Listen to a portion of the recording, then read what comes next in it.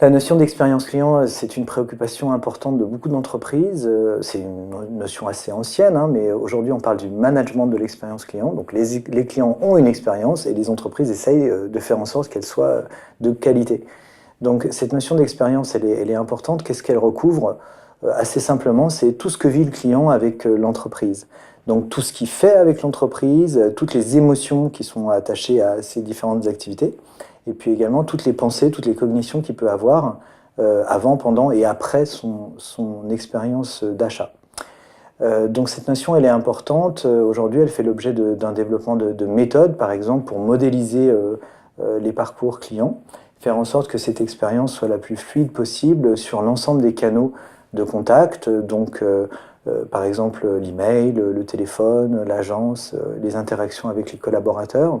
Parfois même le packaging peut faire, c'est un canal finalement de contact et d'interface avec l'entreprise. Donc l'idée c'est d'orchestrer en fait tous ces canaux, de les synchroniser pour que l'expérience soit la plus fluide, la plus homogène, la plus consistante on va dire dans le temps.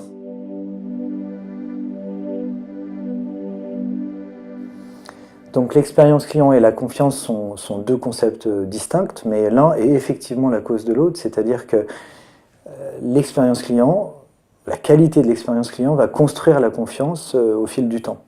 Et quand on parle de qualité de l'expérience client, c'est une expérience qui correspond finalement à ce que le client souhaite vivre, mais au-delà de ça, c'est une expérience qui est régulière, qui est fiable dans le temps. On peut évidemment prévoir des surprises, des bonnes surprises pour surprendre le client, c'est tout un enjeu, mais fondamentalement, donc l'idée d'une régularité dans l'expérience. Alors c'est pas toujours facile de proposer une expérience régulière, parce que bon, une expérience, ça repose sur des technologies, mais ça repose aussi sur des interactions avec des collaborateurs, des vendeurs, des chargés d'accueil, par exemple, enfin des êtres humains. Et donc c'est tout un enjeu en fait de fiabiliser cette expérience quand elle repose à la fois sur des technologies et sur l'interaction humaine. Alors, si l'expérience est la cause de la confiance, ce sont deux concepts distincts, c'est deux préoccupations, mais bien sûr on peut essayer d'atteindre le même objectif, qualité d'expérience et confiance vis-à-vis du client.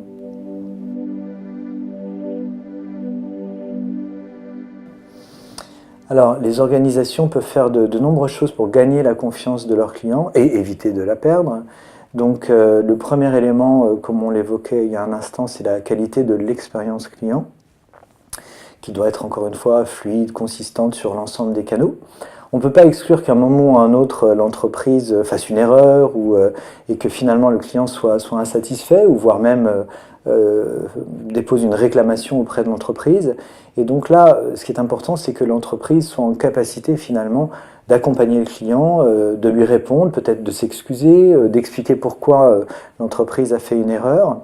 Et ça fait finalement écho à ce concept de bienveillance qui est un élément essentiel de la confiance et qu'on éprouve souvent quand on a un problème et non pas évidemment quand l'expérience se passe bien.